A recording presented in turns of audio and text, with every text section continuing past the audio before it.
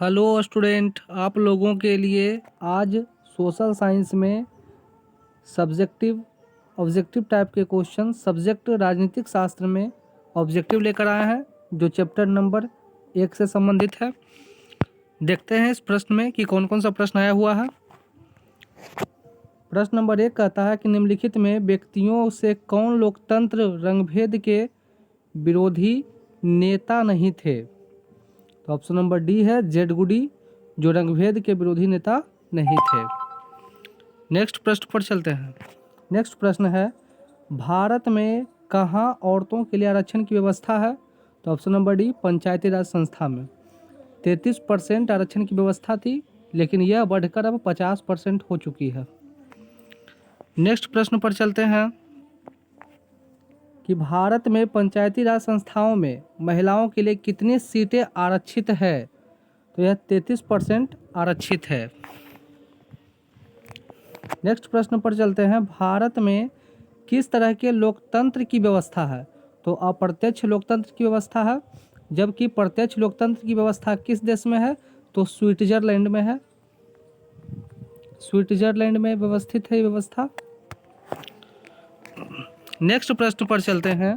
प्रश्न कहता है, भारतीय संविधान के बारे में निम्न में से कौन सा कथन सही है। तो भारत का संविधान धर्म के आधार पर भेदभाव करने को मना करता है। Option number A. नेक्स्ट प्रश्न पर चलते हैं, जाति के आधारित विभाजन किस देश में व्यवस्थित है।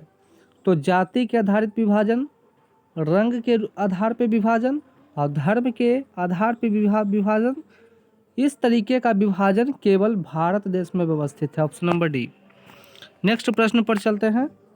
नेक्स्ट प्रश्न है, श्रम के लैंगिक विभाजन के परिणाम निम्नलिखित में से क्या हुए। तो जब श्रम का लैंगिक विभाजन देश में विकसित हुआ तो श्रम के लैंगिक विभाजन के कारण स्त्रियों को घर का कार्य सौंपा गया और पुरुषों को घर के बाहर का कार्य सौंपा गया। इससे सभी स्त्रियां चार दीवारियों में सिमट कर रह गई। Option number A.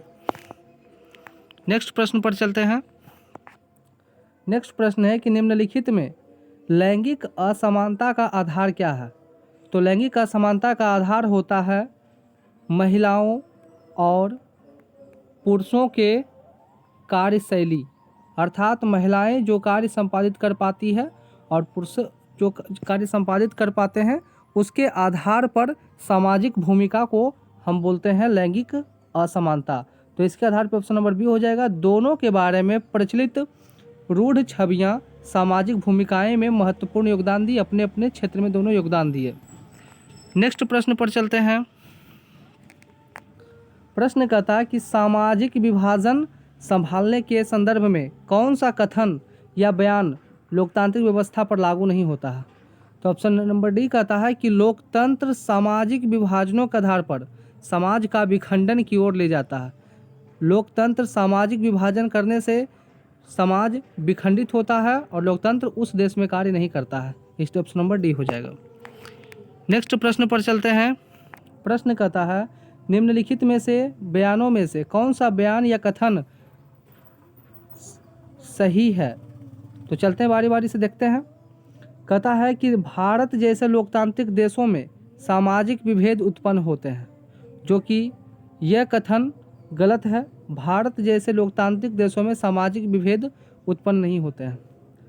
इसी तरीके से ऑप्शन नंबर सी कहता है कि एक लोकतांत्रिक व्यवस्था में एक व्यक्ति की पहचान होती है।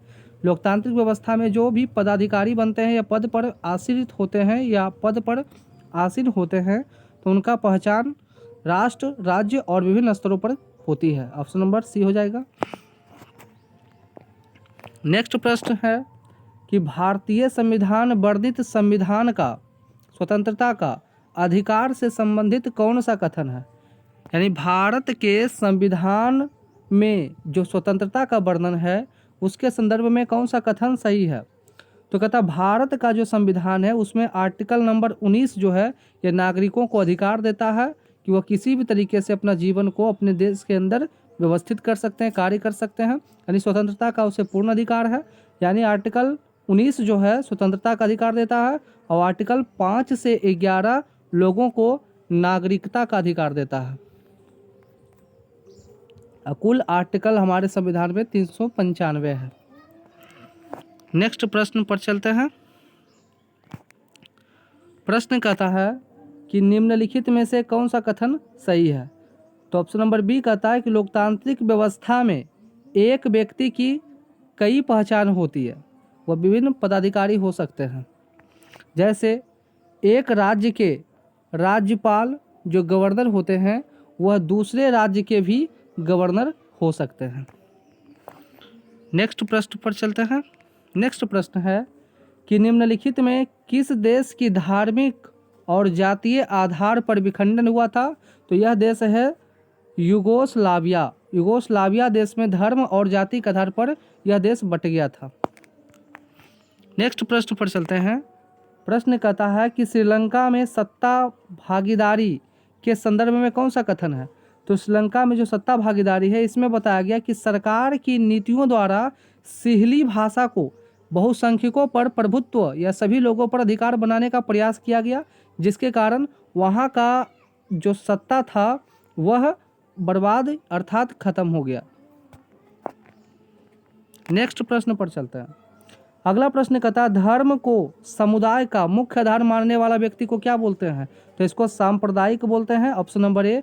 और जाति को मुख्य आधार मानने वाला व्यक्ति को जातिवादी, और नियम को मुख्य आधार मानने वाले व्यक्ति को आदर्शवादी, और जिस देश में कोई भी धर्म की मान्यता नहीं है उस देश को धर्मनिरपेक्ष देश कहा जाता है। इसलिए इसका ऑप्शन नंबर ए हो जाएगा सांप्रदायिक। नेक्स्ट प्रश्न पर चलते हैं। नेक्स्ट प्रश्न है कि इंग्लैंड में महिलाओं को मताधिकार की प्राप्ति कब हुई। तो 1918, ऑप्शन नंबर ए। नेक्स्ट प्रश्न पर चलते हैं। नेक्स्ट प्रश्न है कि 15वीं लोकसभा में महिलाओं की कितनी भागीदारी थी। तो 15वीं लोकसभा में 10.68% महिलाओं की भागीदारी थी, ऑप्शन नंबर ए। नेक्स्ट प्रश्न पर चलते हैं कि 16वीं लोकसभा में महिलाओं के सदस्यों की संख्या कितनी थी। सभी स्टूडेंट कमेंट में बताएंगे कि इसका आंसर क्या होगा। नेक्स्ट प्रश्न पर चलते हैं। अधिकारों और अवसरों के मामले में महिलाओं को विशेष प्रश्रय देने वाला व्यक्ति को क्या कहलाता है। तो जो महिलाओं को छूट या अनेक प्रकार से सपोर्ट करते हैं उसको नारीवादी के नाम से जाना जाता है। नेक्स्ट प्रश्न पर चलते हैं।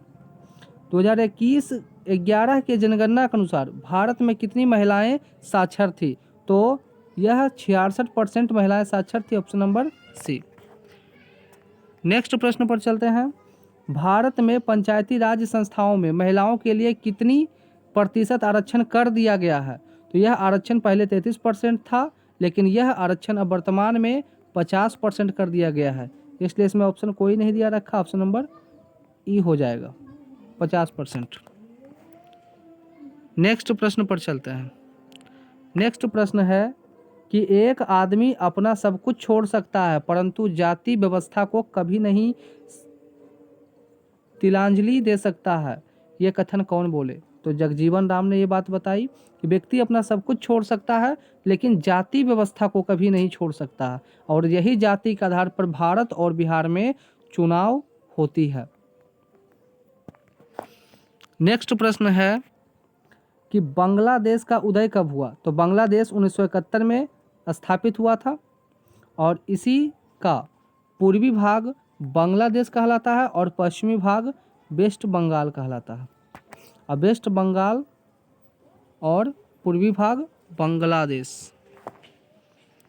नेक्स्ट प्रश्न है और लास्ट प्रश्न है कि बिहार राज्य अधिनियम 2006 के पंचायती संस्थाओं में महिलाओं के लिए कितना सीट आरक्षण की व्यवस्था है। तो महिलाओं के लिए पहले 33% आरक्षण की व्यवस्था थी, लेकिन अब ये व्यवस्था 50% हो चुकी है, option number D. Thank you. Next video जल्द अपलोड कर दी जाएगी, तब तक अपनी तैयारी को जारी रखें।